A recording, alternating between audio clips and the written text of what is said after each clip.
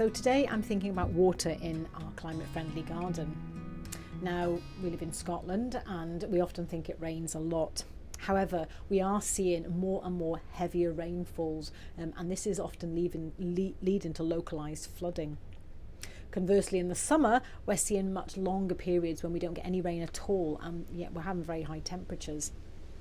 So I'm going to be thinking a little bit about both how I store and use water in the garden, both for myself, for the plants, and also for the biodiversity that lives here. So to ensure that there's water when I need it in the garden, I'm going to be making a water butt. I'm making this water butt out of a plastic waste bin, one that's got a lid and some insect net. This is the fabric type, so it's relatively flexible.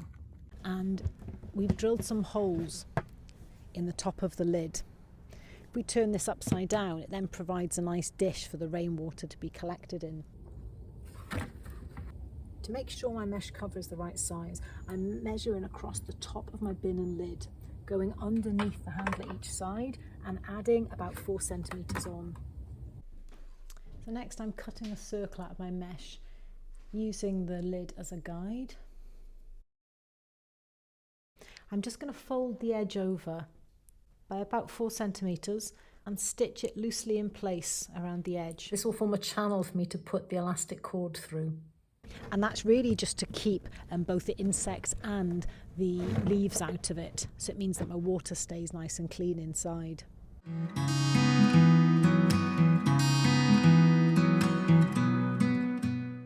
with all the rain that we've been having at the moment, this is filling up pretty quickly. To stop it overflowing, we simply turn the lid the right way up and then add the mesh back over just to secure it. Now, it's not just myself that needs water for staying alive, and lots of other biodiversity does as well. So I'm going to be creating a small pond. I'm hoping to attract wildlife such as toads, which are a great way of keeping on top of slug populations. So for the pond, I'm using an old washing up bowl. I'm going to dig a hole the same size as the bowl so that the top of the bowl sits level with the ground. Now we're surrounding the edge of our pond with some stones just to create a small sort of rockery area. And we can use some bits of wood as well. Now my bug hotel's not too far away, but I am adding an old terracotta pot, and this will again provide a little bit of a shelter for any amphibians. So next I'm adding some rocks to the base of my pond, just to give it a few different levels.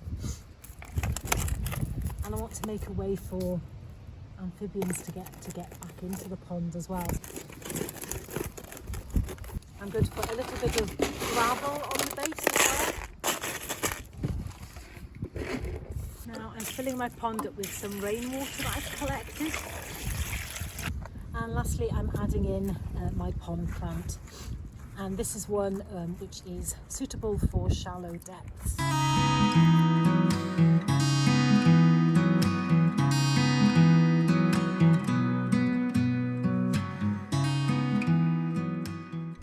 I'm also adding some plants around the edge, ones which are happy living in slightly damp soil. These are meadowsweet and ragged robin, and these should also give some lovely flowers, also for attracting biodiversity. In time I'll add other plants, and this will provide a little bit of shade for the pond as well. And there we have it, wonderful water available for all that need it in the garden. Now after the festive season I'll be thinking a little bit about my planting plan for the coming growing season. I'll also be making some handy tools for the garden, so I hope you can join me then.